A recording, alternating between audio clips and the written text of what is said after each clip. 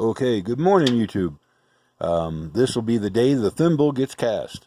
And this hole right here is right at 6 inches, just maybe a fraction over it. The thimble inside is going to be 5, the thimble outside is going to be 8, and which will put it on the outside of these bolts. Plenty of good shoulder to sit on, for the stainless steel. It'll extend down into the bottom, just a small portion, half an inch, 3/4 of an inch or something like that. The concrete, the thermal part of the thimble. We're going to trim the sheet steel here for the exhaust, I guess you'd call it. Basically, the thimble is just a nozzle. Right after the fire, it heats up, and it's a restriction to cause the air to, how to say that? Well, to heat, to speed. There's a lot of things going on in this. And it's heating up and speeding up and coming to temperature, and that it burns everything away, even the carbon monoxide, as long as there's oxygen present. And that's another thing that I have not put in yet. And I'll just go through the front of the stove at some point with a pipe, with an oxidizing pipe, and see where it is optimal for this, for the unit itself. And basically all an oxidizing pipe is, it'll come in from the bottom and it'll come up through the back of the firebox, and it'll come up into this area here where the nozzle is, and it's going to just introduce fresh air from the outside of the unit. Not, even though there's a lot of air that's capable in the unit coming through, and that was the idea, is to get as much as possible.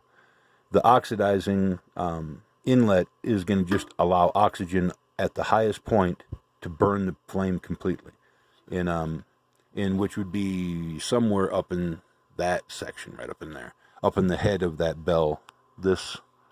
It'll be in the upper 10-12 inches of this bell is where the oxidation is going to take place. So, all right, guys, that's just a bump up, and I'll see if I can't split this in with the actual nipple itself in a little bit. Talk to you then. Oh, there we go. Might actually have got it this time without shutting the camera off. All right, let's see if I can get the light on. There we go.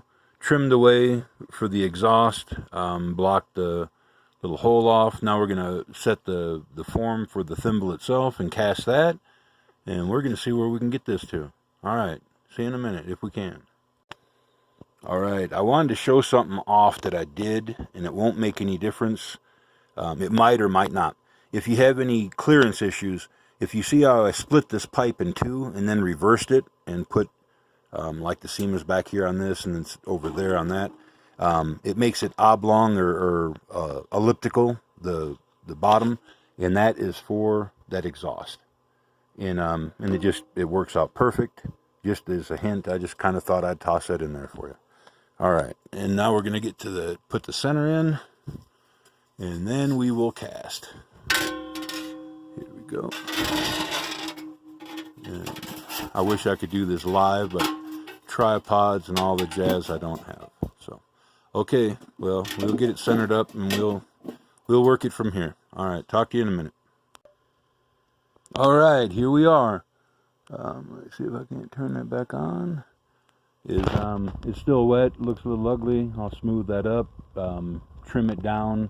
The lip was proud of the inside by about, half inch. About what you see there, that little crown. It was just to keep, so I could pile the crud into the center and then move it to the outside. But for the most part, it's clean around the outside edge a little bit, but that's just liquid down there that seeped out. Won't hurt anything, especially not there. Actually, it might even do a little bit of good. But, okay, there's we are, people. And I appreciate y'all watching these junkin' things and liking and subscribing and all that kind of stuff, because y'all are great. I got to admit that. Y'all are great. And but that'll be the thimble, and we'll go from there. We'll let that dry for 24 hours, trim down the metal, trim off the bolts. The bolts were just basically rebar to hold it center, just in case it had to be moved so it wouldn't get knocked off. Other than that, it's pretty stout stuff. It took me about 40 minutes to wash this crap off.